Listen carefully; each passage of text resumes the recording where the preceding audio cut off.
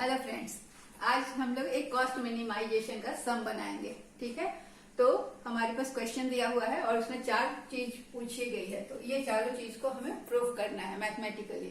So let us start. So it is given TC is equal to 1/10x³ minus 3x² plus 50x. Now the question is find AC and MC. TC has been given and we have to find AC and MC. Minimize AC. We have to minimize AC and minimize MC too. Okay. So it is MC. Now show that at the minimum of AC, AC is equal to MC. वो हम लोग graph से भी देखेंगे और mathematically भी देखेंगे। तो सबसे पहले TC क्या दिया हुआ है 1/10x³ minus 3x² plus 50x. तो हम AC निकालेंगे। AC का फॉर्मूला क्या है TC/x।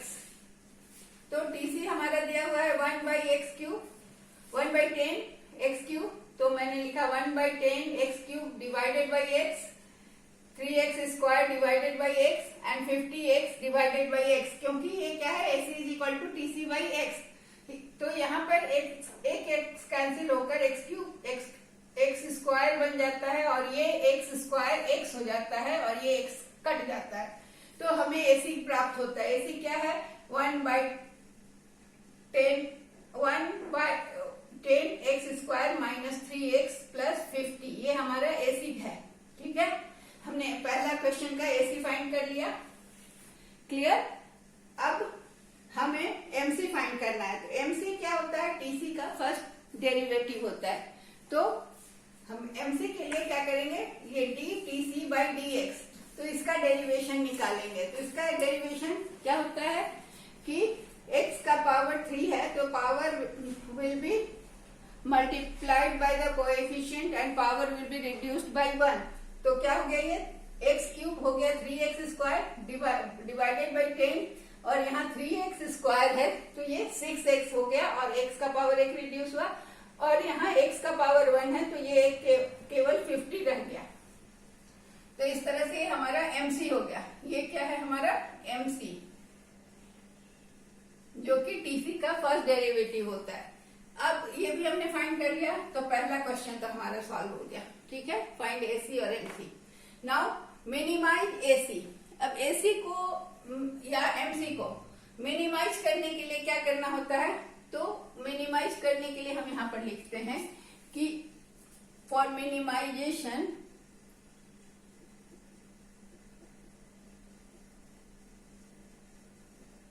First order condition is first derivative dTC first derivative should be equal to 0। तो हम MC का देख रहे हैं, तो इसका ये first derivative should be equal, ये first order. Second order condition क्या है, सेकेंड ऑर्डर कंडीशन ये है कि ये 0 से ज्यादा होना चाहिए। d² MC/dx² should be greater than 0।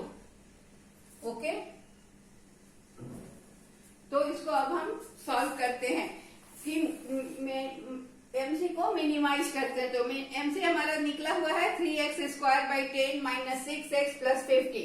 तो फॉर मिनिमाइजेशन हमारा फर्स्ट ऑर्डर कंडीशन क्या है कि MC को हम उसको डिफरेंशिएट करते हैं x के रेस्पेक्ट में। तो ये दिया हुआ है, इसको x के रेस्पेक्ट में जब हम करेंगे, फर्स्ट ऑर्डर कंडीशन है dMC/dx इज इक्वल टू 0। तो यहाँ पर क्या होगा, ये है x का पावर 2 है जो कि इसके कोएफिशिएंट 3 से मल्टीप्लाई होगा, तो ये हो गया 6x और पावर इज रिड्यूस्ड बाय 1, तो ये 6x हो गया। x² का पावर कम होकर 1 हो गया और यहाँ x है तो ये -6। तो हमें फर्स्ट ये dMC/dx क्या मिला 6x/10। अब इसको हम थोड़ा सॉल्व करते हैं। तो 6x/10 इज इक्वल टू 6, इस 6 को हम इधर ले आए तो ये ऐसा हो गया 6x/10 इज इक्वल टू 6। अब इसको हम इस तरह से भी लिख सकते हैं, ये क्रॉस मल्टीप्लीकेशन में 6x इज इक्वल टू 60। ठीक है, ये 10 को यहाँ से मल्टीप्लाई किया और ये 6x इज इक्वल टू 60 आ गया। तो x इज इक्वल टू क्या हो जाएगा, इसको एक लाइन और बना दें, then x is equal to 60/6 is equal to 10। Okay, so x का वैल्यू क्या आ गया 10। ठीक है, अब हमें क्या देखना है कि second order condition for minimisation of MC. तो एमसी को मिनिमाइज कर, पहले हमने इसको उल्टा कर देते हैं, ये एमसी और यहाँ एसी, तो अभी हम ये कर रहे हैं। ठीक है, तो एमसी को मिनिमाइज करने के लिए सेकेंड ऑर्डर कंडीशन क्या है कि D square MC by D X square is equal to, हमारा ये है ना, ये है डीएमसी बाई डी एक्स। तो इसको हम डिफ्रेंशिएट करेंगे एक्स के रेस्पेक्ट में, तो क्या होगा, यहाँ एक्स एक ही है तो 6/10 बचा। तो ये हमारा सेकेंड ऑर्डर कंडीशन आया। क्यों, क्या था वहां 6x/10 माइनस 6 था ना, इसको अगर हम x के रेस्पेक्ट में डिफ्रेंशिएट करते हैं तो ये बचता है 6/10। ये अब ये 6/10 क्या है, ये पॉजिटिव नंबर है, ग्रेटर देन 0 है। तो ये हमारा आंसर आया कि एमसी कहां पर मिनिमम होगा, जब x 10 के बराबर होगा। यहाँ x का वैल्यू आ गया है, तो x जब 10 के बराबर होगा तो हमारा मार्जिनल कॉस्ट मिनिमम होगा। ठीक है, अब दूसरा देखते, तो जब हम ग्राफ में देखेंगे तो मार्जिनल कॉस्ट मिनिमम होगा 10 पर। अब देखते हैं एसी कहां पर मिनिमम होता है। तो यहाँ पर अब हमारा क्वेश्चन है कि मिनिमाइज एसी। अब एसी हमारा निकला हुआ है, एसी है 1/10 x square minus 3x plus 50। अब फर्स्ट ऑर्डर कंडीशन ऐसा ही है कि D AC by D X should be equal to 0। AC को मिनिमाइज करने के लिए फर्स्ट डेरिवेटिव इक्वल टू 0 होना चाहिए। तो हमारा ये है फर्स्ट डेरिवेटिव, ये इसको हमको मिनिमाइज करने के लिए इसको 0 के इक्वल करना होगा। तो पहले इसका डेरिवेटिव निकलेगा, तो ये एक्स स्क्वायर है तो ये हो गया 2x/10 और ये -3x है, खाली x वाला ही लेंगे क्योंकि x के रिस्पेक्ट में हो रहा है। तो 2x/10 माइनस 3, तो ये हमारा आया 2x, ये आ गया हमारा डीएसी बाई डी एक्स। अब इसको हम 2x/10, अब 3 को उधर ले जाएंगे तो ये इस तरह का हो जाएगा। फिर 2x/30, इसको क्रॉस मल्टीप्लाई कर दिए 10 और 3 को, तो 30 हो गया और 2x इधर आ गया, तो 2x इज इक्वल टू 30। अब x इज इक्वल टू क्या हो जाएगा 30/2। तो x का पावर क्या मिला, x का वैल्यू मिला 15। ठीक है, अब सेकेंड ऑर्डर कंडीशन क्या है, सेकेंड ऑर्डर कंडीशन हमको बताएगा कि अगर ये पॉजिटिव वैल्यू है तो x के इस वैल्यू पर ये मिनिमम होना चाहिए। यहाँ भी वही बात थी कि अगर ये पॉजिटिव वैल्यू है तो यहाँ पर x का जो वैल्यू है 10, उसके उस जगह पर ये मिनिमम होना चाहिए, है ना। यहाँ पर x is equal to 10 MC के लिए है, तो एमसी मिनिमम होगा जहाँ x का वैल्यू 10 होगा, और एसी मिनिमम कहाँ होगा, जहाँ x का वैल्यू 15 होगा। तो फर्स्ट ऑर्डर कंडीशन में हमने x का वैल्यू 15 पाया और एसी वहां मिनिमम होगा। अब हम इसको चौथा क्वेश्चन, तो यहाँ पर हमारा तीसरा भी सॉल्व हो गया। ओके, अब हम चौथा क्वेश्चन पर आते हैं कि so that minimum of AC is equal to, at minimum of AC, जहां पर एसी का मिनिमम है वहां एसी और एमसी बराबर होते हैं, ये दिखाना है। तो इसको दिखाने के लिए हमें क्या करना होगा, एसी का वैल्यू, मिनिमम ऑफ एसी देखना है, इसलिए हम एसी का वैल्यू को इक्वेशन में डालेंगे। ठीक है, तो एमसी में डालेंगे और एसी में, दोनों में x is equal to, X का जो वैल्यू है वही डाल के देखेंगे कि दोनों का वैल्यू इक्वल आता है कि नहीं। तो x का, एसी के मिनिमम को देखना है, इसलिए हम इस वैल्यू को यूज करेंगे। तो हम देख रहे हैं यहाँ पर मेरा,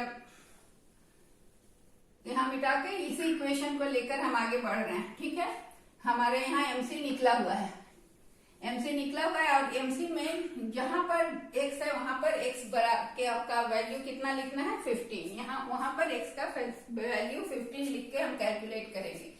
तो ये हुआ 3 इंटू एक्स का value 15 square by 10 minus 6x, 6 का x का वैल्यू यहाँ भी 15 है, तो ये होगा 6 इंटू 15 प्लस 6 इंटू 15 कर दें प्लस 50, ठीक है। अब इसको सॉल्व करना है, तो ये हो जाएगा 3 इंटू 225, तो इसको करते हैं तो ये आएगा 67, 675 बाई 10 माइनस 90 प्लस 50। इसको अगर हम सॉल्व करेंगे तो ये होगा 67.5 और माइनस 90 से 50 गया तो माइनस 40, सो हम 27.5 आ गया हमारा। ये है आउटपुट। क्या पूछ रहा है? So that minimum of AC is equal to MC. तो इस एमसी में वैल्यू पुट किए हम तो हमें मिला 27.5। अगर एसी में भी उतना ही वैल्यू आता है तो हमारे ये प्रूफ हो जाएगा। तो एसी हमारे पास दिया हुआ है,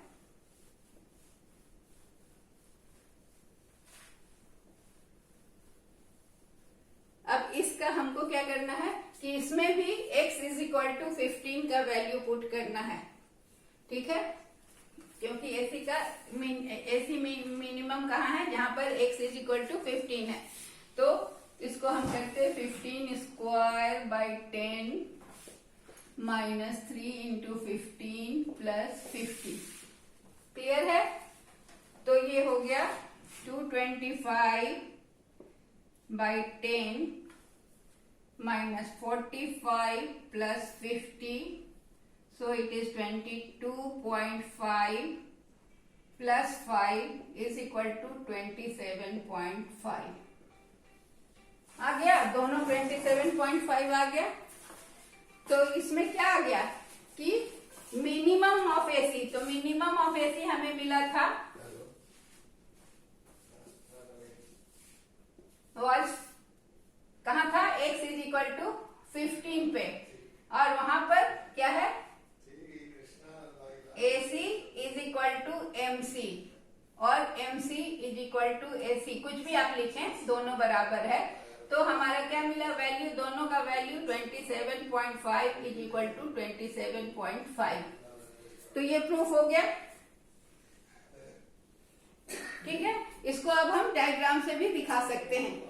तो इस डायग्राम पे हम यहाँ दिखा रहे हैं ताकि कुछ देर तक ये सम आप लोग के सामने रहे, मिटा देने से दिक्कत होगी। तो ये हो गया x, ये हो गया y, ठीक है। अब यहाँ पर हमें दिखाना है